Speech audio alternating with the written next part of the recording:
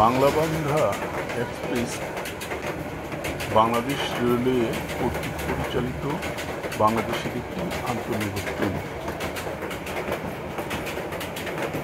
এটি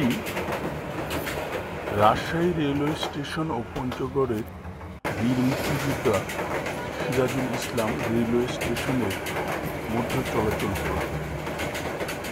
যাত্রাপথে ট্রেনটি নাটোর, নওগাঁ, বগুড়া, জয়পুরহাট, দিনাজপুর ও ঠাকুরগাঁও জেলাকে সংযুক্ত করেছে। বাংলাবান্ধা এক্সপ্রেস পঞ্চগড় ও রাজশাহী জেলার মধ্যে চলাচলকারী প্রথম আন্তঃনগর ট্রেন। 2020 সালের 5 অক্টোবর ট্রেনটির নামকরণ করা হয়। পঞ্চগড় জেলার বাংলাবান্ধা স্থলবন্দরের নামের সাথে মিল রেখে ট্রেনটির নাম রাখা হয়। ট্রেনটি নিয়মিত রাজশাহী থেকে ছাড়বে রাত 9টা 15 বীর মুক্তিযোদ্ধা সিরাজুল ইসলাম রেলওয়ে স্টেশনে পৌঁছাবে ভোর 5টা 10 আবার বীর মুক্তিযোদ্ধা সিরাজুল ইসলাম রেলওয়ে স্টেশন থেকে ছাড়বে সকাল 8:30 এবং রাজশাহী পৌঁছাবে বিকেল 5:30। বাংলাবান্ধা এক্সপ্রেস ট্রেনের উভয় পথে বিরতি স্টেশনগুলো হচ্ছে আব্দুলপুর, নাটোর,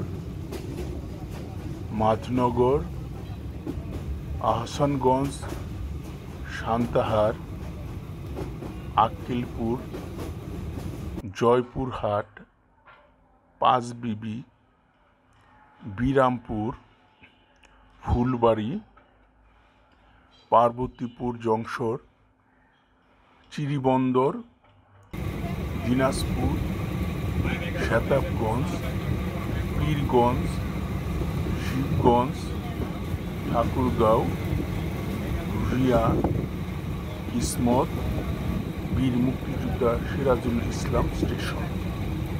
বন্ধুরা, চিত্রের ডান পাশে সময় দেওয়া হলো, আপনারা নিজ দায়িত্বে দেখে নেবেন।